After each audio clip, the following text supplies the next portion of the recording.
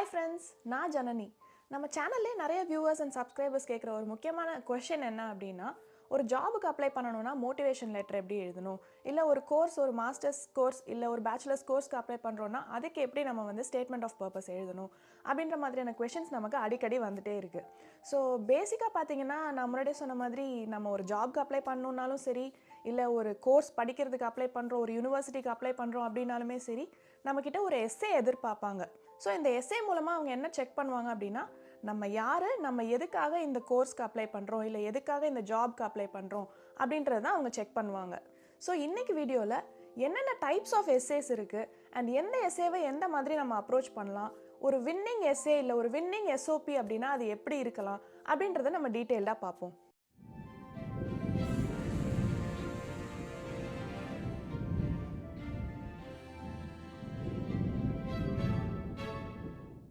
So இப்போ இந்த essays அப்படின்னு நம்ம பார்க்கும்போது, நம்ம ஒரு ஜாபுக்கு அப்ளை பண்ணுறோன்னா நம்ம நிறைய பேருக்கு தெரிஞ்சிருக்கும், நம்ம ஒரு மோட்டிவேஷன் லெட்டர் ஒரு கவர் லெட்டர் அப்படின்ற மாதிரி ஒன்று எழுத வேண்டியிருக்கும் அப்படின்னு.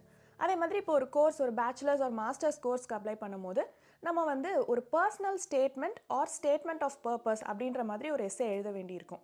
ஸோ ஓவராலாக பார்த்தீங்கன்னா நம்ம ஒரு 3 டைப்ஸ்னு வச்சுக்கலாமே: personal statement, statement of purpose, motivation letter.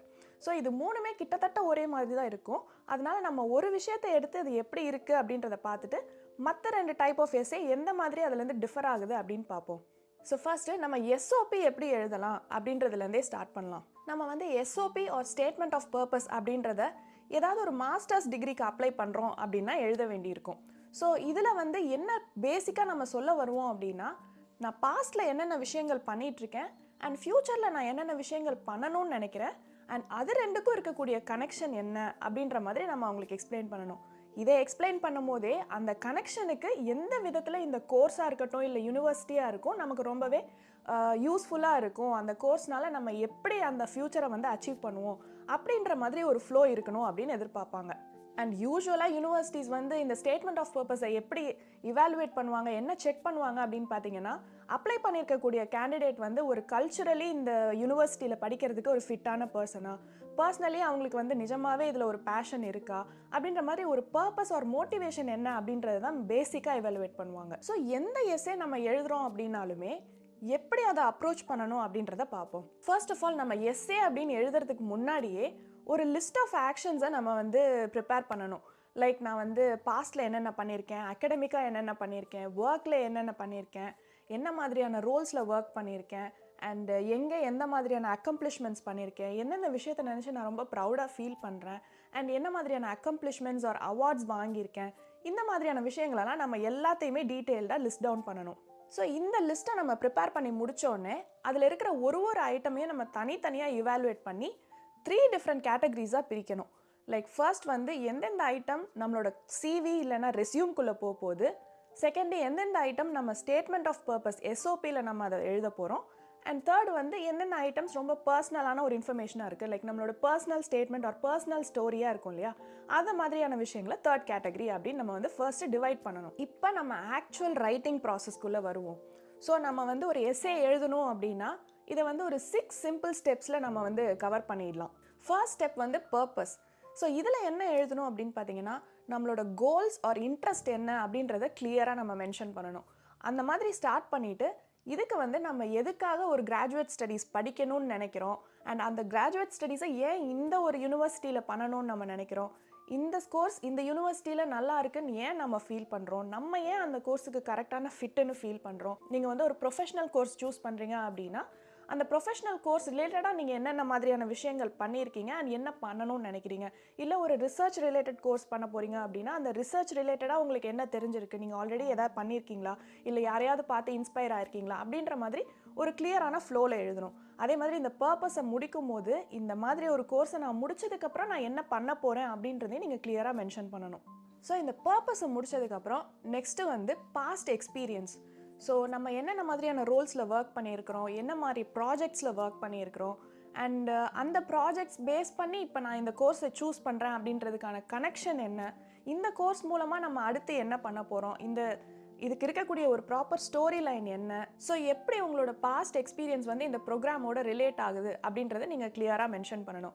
இது பண்ணும்போது நீங்கள் வந்து கான்க்ரீட்டாக 1 or 2 எக்ஸாம்பிள்ஸோடு சொல்லும் போது அவங்களுக்கு ஈஸியாக கனெக்ட் ஆகும், புரிஞ்சுக்கிறதுக்கும் வசதியாக இருக்கும். அண்ட் மோரோவர் நீங்கள் உங்களோட ஒர்க் ரிலேட்டடாக ஏதாவது கான்ஃபரன்சஸ் அட்டன் பண்ணியிருக்கீங்க, பேப்பர்ஸ் பப்ளிஷ் பண்ணியிருக்கீங்க, வெபினார்ஸ் அந்த மாதிரியெல்லாம் ஏதாவது அட்டன் பண்ணியிருந்தாலும் சரி, கண்டக்ட் பண்ணியிருந்தாலும் சரி, அதையெல்லாம் அங்கே மென்ஷன் பண்ணும்போது அவங்களுக்கு வந்து ஓகே இந்த பர்சனுக்கு ஆல்ரெடி இந்த ஏரியாவில் சம் கைண்ட் ஆஃப் எக்ஸ்போஷர் இருக்குது அப்படின்றத அவங்க வந்து இவாலுவேட் பண்ணுவாங்க. நெக்ஸ்ட் ஸ்டெப் என்ன அப்படின்னா, நம்ம எந்த ப்ரோக்ராமுக்கு அப்ளை பண்ணுறோமோ அது ரிலேட்டடாக கொஞ்சம் எம்ஃபசைஸ் பண்ணணும். ஃபார் எக்ஸாம்பிள், எதுக்காக ஒரு கண்ட்ரியில் நீங்கள் போய் சூஸ் பண்ணி படிக்க போகிறீங்க, அண்ட் எதுக்காக அந்த யூனிவர்சிட்டியை சூஸ் பண்ணி போகிறீங்க, அண்ட் முக்கியமாக எதுக்காக அந்த கோர்ஸ் நீங்கள் சூஸ் பண்ணி போகிறீங்க, இந்த கோர்ஸ்னால உங்களுக்கு என்ன மாதிரியான ஸ்கில்ஸ் ஆர் நாலேஜ் வந்து நீங்கள் கெயின் பண்ணணுன்னு எதிர்பார்க்குறீங்க, அதே மாதிரி அந்த கோர்ஸுக்கு உங்களால் உங்கள் சைட் ஆஃப் நாலேஜ்லேருந்து என்ன கான்ட்ரிபியூட் பண்ண முடியும். ஸோ ஓவராலாக இந்த ப்ரோக்ராமோட உங்களோட இருக்கிற கனெக்ஷன் இருக்கு இல்லையா, அதை வந்து நீங்கள் அங்கே நிறைய எம்ஃபசைஸ் பண்ணணும். அண்டு இதை பண்ணும்போது சப்போஸ் உங்களுக்கு வந்து இந்த கரிக்குலம் அட்ராக்டிவாக இருக்குது அப்படின்னு நீங்கள் சொல்லலாம். இல்லைனா இந்த யூனிவர்சிட்டியோட ஹிஸ்ட்ரி ஆர் அந்த மாதிரியான விஷயங்களில் எனக்கு வந்து அவங்களோட வே ஆஃப் ரிசர்ச் இல்லை ரிசர்ச் மெத்தடாலஜி எனக்கு ரொம்ப பிடிச்சிருக்கு அப்படின்ற மாதிரியான விஷயங்கள் சொல்லலாம். இல்லை சம் கேசஸில் வந்து நம்ம ஆல்ரெடி ப்ரீவியஸ் எக்ஸ்பீரியன்ஸஸில் யாரோ ஒரு அந்த யூனிவர்சிட்டிலையோ ப்ரோக்ராம்லேயோ இருக்கக்கூடிய ஒரு ப்ரொஃபஸர் கூட நம்ம ஒர்க் பண்ணியிருக்கலாம், இல்லை நமக்கு அவங்கள பற்றி ஏதோ ஒரு விதத்தில் தெரிய வந்திருக்கலாம். ஸோ அந்த மாதிரி இருக்கும்போது அவங்களோட ஒர்க் எனக்கு ரொம்ப இன்ஸ்பைரிங்காக இருந்தது, மோட்டிவேட்டிங்காக இருந்தது, அதனால் அவங்க கூட சேர்ந்து நான் ஒர்க் பண்ணணும்னு நினைக்கிறேன், அவங்களோட ரிசர்ச்சில் நான் பார்ட்டிசிபேட் பண்ணணும்னு நினைக்கிறேன் அப்படின்ற மாதிரி கூட நீங்கள் அங்கே சொல்லலாம். இதில் இன்னும் ஒரு ஸ்டெப் அஹெடாக போய் சில பேர் என்ன பண்ணுவாங்க அப்படின்னா, அந்த மாதிரி அவங்களுக்கு பிடிச்ச ஒரு ப்ரொஃபஸர் ஆர் லெக்சரர் இருப்பாங்க இல்லையா, அவங்கள வந்து லிங்க்டின் மூலமாக காண்டாக்ட் பண்ணி அவங்கக்கிட்ட வந்து நம்மளோட எஸ்ஓபியை என்டோர்ஸ் பண்ணுங்கள் அப்படின்ற மாதிரி கேட்பாங்க. அந்த மாதிரி நீங்கள் பண்ணும்போது ஆப்வியஸாக ஒரு அட்மிஷன் கமிட்டியாக பார்க்கும்போது என்ன நினைப்பாங்கன்னா, ஓகே இந்த பர்சன் வந்து ஆல்ரெடி நம்ம யூனிவர்சிட்டியை பற்றிலாம் நிறையவே ரிசர்ச் பண்ணியிருக்காங்க, நம்ம ப்ரோக்ராமை பற்றி ஆல்ரெடி தெரிஞ்சு வச்சுருக்காங்க, ஸோ தட் இவங்களோட இன்ட்ரெஸ்ட் வந்து ஜென்யூனாக தான் இருக்குது அப்படின்ற மாதிரியான ஒரு இம்ப்ரெஷன் கொடுக்கும். அடுத்த முக்கியமான பாயிண்ட் என்ன அப்படின்னா, உங்களோட பர்சனாலிட்டி. ஸோ நீங்கள் வந்து ஒரு அட்மிஷன் கமிட்டி உங்களை பற்றி ஒரு பர்சனாக எப்படி அண்டர்ஸ்டாண்ட் பண்ணிக்கணும் அப்படின்னு நீங்கள் நினைக்கிறீங்களோ, அதை வந்து ஒரு பர்சனாலிட்டி ட்ரேட்ஸ் மூலமாக நீங்கள் வந்து அவங்களுக்கு தெரியப்படுத்தலாம். நீங்கள் வந்து எந்த டைப் ஆஃப் ஒரு பர்சன், நீங்கள் வந்து நார்மலாக என்ன மாதிரியான விஷயங்களில் இன்ட்ரெஸ்டடாக இருப்பீங்க, உங்களோட ஹாபீஸ் என்ன, உங்களோட பேஷன் என்ன, அதே மாதிரி அப்பார்ட் ஃப்ரம் ப்ரொஃபஷனல் சைட் உங்களோட பர்சனல் சைடில் நீங்கள் என்ன மாதிரியான இன்ட்ரெஸ்ட் அண்ட் எப்படி உங்களை வந்து போர்ட்ரே பண்ணிக்கணும்னு ஆசைப்படுறீங்க. அதே மாதிரி அந்த யூனிவர்சிட்டியில் ஒரு ஸ்டூடெண்ட் கம்யூனிட்டி இருக்கும் இல்லையா, அந்த ஸ்டூடெண்ட் கம்யூனிட்டி பற்றி நீங்கள் என்ன தெரிஞ்சு வச்சுருக்கீங்க, அண்ட் அதுக்கு நீங்கள் எப்படி ஒரு ப்ராப்பரான ஃபிட் ஆர் அந்த மாதிரியான ஒரு ஸ்டூடெண்ட் கம்யூனிட்டியில் நீங்கள் ஒரு கரெக்டான ஃபிட்டுன்னு நீங்கள் எப்படி வந்து அந்த இடத்துல ஷோகேஸ் பண்ண போகிறீங்க அப்படின்றதெல்லாம் இந்த மாதிரியான பர்சனாலிட்டி சைடில் நீங்கள் எழுதணும். அல்டிமேட்லி இந்த ஏரியாவில் நம்ம என்ன ட்ரை பண்ணுறோம் அப்படின்னா, மற்றவங்களோட எஸ்ஓபிலேருந்து எந்த விதத்தில் நம்ம கொஞ்சம் யூனிக்காக தனியாக தெரியலாம், ஒரு அவுட்ஸ்டாண்டிங் எஸ்ஓபியாக நம்ம எப்படி டிஃப்ரென்ஷியேட் பண்ணி காட்டலாம் அப்படின்றத இந்த இடத்துல நம்ம பார்க்கணும். இன்ஃபேக்ட் நீங்கள் வந்து I am honoured to join this course, I am privilege to join this university, இந்த மாதிரிலாம் ஸ்டார்ட் பண்ணுறதை விட உங்களுக்கு பிடிச்ச ஏதாவது ஒரு அனெக்டோட் இருக்கும், ஒரு கோட் இருக்கும், இல்லை யாரோ ஒரு பெரிய மனுஷன் சொன்ன ஏதோ ஒரு வாசகம், அந்த மாதிரியான ஒரு விஷயங்கள்லேருந்து நீங்கள் ஆரம்பிக்கும் போது உங்களோட பர்சனாலிட்டியே கொஞ்சம் ஸ்ட்ராங்கான ஒரு பர்சனாலிட்டி அப்படின்ற மாதிரி அந்த அட்மிஷன் கமிட்டிக்கு ஒரு இம்ப்ரெஷன் க்ரியேட் ஆகும். அடுத்து வந்து த ரைட்டிங், அதாவது இங்கிலீஷ், நம்ம யூஸ் பண்ணுற இங்கிலீஷ். நம்ம யூஸ்வலாகவே என்ன நினச்சிட்டு இருப்போம் அப்படின்னா, இந்த மாதிரி ஐஎல்ஸ், ஸ்டாஃபில் அந்த மாதிரியான கிளாஸஸ்லாம் போயிட்டு வந்துட்டு எஸ்ஓபினா நம்ம அப்படியே பயங்கர ஃபேன்சியாக ஹைஃபையான வேர்ட்ஸ், யாருக்குமே புரியாத வேர்ட்ஸ் எல்லாம் யூஸ் பண்ணோன்னா நம்மளோட ஒகேபுலரி வந்து வேறு லெவலாக இருக்குது அப்படின்னு நினச்சிப்பாங்க. அந்த மாதிரிலாம் நமக்கு வந்து ஒரு ப்ரீகன்சீவ் நோஷன் இருக்கும். பட் ஆக்சுவல் ஃபேக்ட் என்ன அப்படின்னு பார்த்தீங்கன்னா, அந்த மாதிரி எதுவுமே கிடையாது. நீங்கள் ரொம்ப சிம்பிள் இங்கிலீஷில் வெறும் ப்ரெசன்ட் டென்ஸ் மட்டும் யூஸ் பண்ணி அழகாக எழுதலாம். அந்த மாதிரி எழுதுறது மூலியமாகவும் அவங்களுக்கு ஈஸியாக கம்யூனிகேட் பண்ணுறது மூலியமாகவும் தான் நம்ம வந்து அட்மிஷன் கமிட்டியை அட்ராக்ட் பண்ண முடியும். ஸோ நான் என்ன சொல்ல வரேன்னா, ரொம்ப கிளியராக எழுதுங்க, ரொம்ப ஷார்ட் அண்ட் சிம்பிளாக எழுதுங்க. என்ன சொல்ல வரீங்களோ அதை டு த பாயிண்ட் டேரெக்டாக, இந்த பீட்டிங் அரவுண்ட் த புஷ்ன்னு சொல்லுவாங்க இல்லையா, அந்த மாதிரியான கதையெல்லாம் வச்சு எழுதாமல் டேரெக்டாக நான் இந்த மாதிரி இருந்தேன், இந்த மாதிரி பண்ணேன், இந்த மாதிரி இந்த கோர்ஸ் எனக்கு பிடிச்சிருக்கு அப்படின்றத ரொம்ப டேரெக்டாக எழுதணும் அப்படின்றது தான் அட்மிஷன் கமிட்டிலையும் எதிர்பார்ப்பாங்க. அண்ட் இன்னொரு முக்கியமான விஷயம் நம்ம என்ன தெரிஞ்சுக்கணுன்னா, மோஸ்ட்லி அப்ராடில் இருக்க யூனிவர்சிட்டிஸ்லாம் இந்த அட்மிஷன் கமிட்டி வந்து மல்டி கல்ச்சுரல், மல்டி நேஷ்னலாக தான் இருக்கும். இன்டர்நேஷ்னல் பீப்புள் தான் அங்கே நிறைய பேர் இருப்பாங்க. ஸோ ஒருத்தருக்கு ஒரு டைப் ஆஃப் கல்ச்சுரல் பேக்ரவுண்ட் இருக்கும் அப்படின்றனால எல்லாரும் நம்மளோட எஸ்ஓபியை ஒரே விதமான கண்ணோட்டத்தில் பார்க்க மாட்டாங்க. அதனால் நான் என்ன சொல்ல வரேன் அப்படின்னா, நீங்கள் ரொம்ப சிம்பிளாக கிளியர் இங்கிலீஷில் எழுதினாலே போதும், எல்லாருக்குமே வந்து ஒரே லெவல் ஆஃப் ஒரு இம்ப்ரெஷனை வந்து அது க்ரியேட் பண்ணும். அண்ட் இன்னொரு முக்கியமான விஷயம் என்ன அப்படின்னு பார்த்தீங்கன்னா, சில பேர் வந்து என்ன பண்ணுவாங்கன்னா, நம்ம ஃப்ரெண்ட்ஸ் கிட்டெல்லாம் கொடுத்து எஸ்ஓபி எழுதித்தாங்க அப்படின்ற மாதிரி சொல்லுவாங்க. யாராவது இந்த ஃப்ரெண்ட்ஸ் குரூப்பில் வந்து பயங்கர கிராமட்டிக்கலி ஸ்ட்ராங், வொக்காபுலரி ஸ்ட்ராங்காக இருக்கிற பர்சனை பிடிச்சி எனக்கு இந்த மாதிரி எஸ்ஓபி எழுதித்தாங்க அப்படின்னு ரிக்வெஸ்ட் பண்ணுவாங்க. இதை வந்து நம்ம கம்ப்ளீட்டாக அவாய்ட் பண்ணணும். பிகாஸ் எஸ்ஓபி அப்படின்றது வந்து ரொம்பவே ஒரு பர்சனலான ஒரு விஷயம். அதை வந்து நம்மளோட இமோஷன்ஸ் அண்ட் நம்மளோட எக்ஸ்பீரியன்ஸை பேஸ் பண்ணி நம்ம லிஸ்ட் டவுன் பண்ணும்போது தான் அதில் வந்து ஒரு ஆத்தென்டிசிட்டி இருக்கும் அப்படின்னே நான் சொல்வேன். இதில் இன்னொரு விஷயம் என்ன அப்படின்னா, ஆல்ரெடி நம்ம கம்யூனிகேஷன் பண்ணிக்கிட்டு இருப்போம் இல்லையா, அந்த அட்மிஷன் கமிட்டி கூட நம்ம வந்து அப்ளை பண்ணுறதுக்கு வந்து ஒரு மெயில் எழுதியிருப்போம், இல்லை அவங்க கிட்டேருந்து வர ஏதாவது ஒரு கொஷின்ஸ்க்காக நம்ம ஏதாவது ஒரு மெயில்ஸ்லாம் எழுதுவோம். அந்த மாதிரி நம்மளோட வே ஆஃப் ரைட்டிங் அண்ட் நம்மளோட இங்கிலீஷ் லெவல் என்ன அப்படின்றத ஆல்ரெடி நம்மளோட இமெயில்ஸ் மூலமாக, இல்லை நம்ம ஒரு இன்டர்வியூ அட்டன் பண்ணியிருக்கோம்னா அந்த இன்டர்வியூ மூலமாக ஆல்ரெடி அந்த அட்மிஷன் கமிட்டி ஒரு இம்ப்ரெஷன் கிரியேட் பண்ணி வச்சுருப்பாங்க. ஸோ இந்த எஸ்ஓபி வந்து திடீர்னு ஒரு ஹைஃபையான லெவல்லேருந்து வருது அப்படின்னா ஆப்வியஸ்லாம் அங்கே ஒரு கனெக்ஷன் மிஸ்மேட்ச் இருக்குல்ல. இதையும் வந்து அட்மிஷன் கமிட்டி நோட் பண்ணுறதுக்கு நிறைய சான்சஸ் இருக்குது.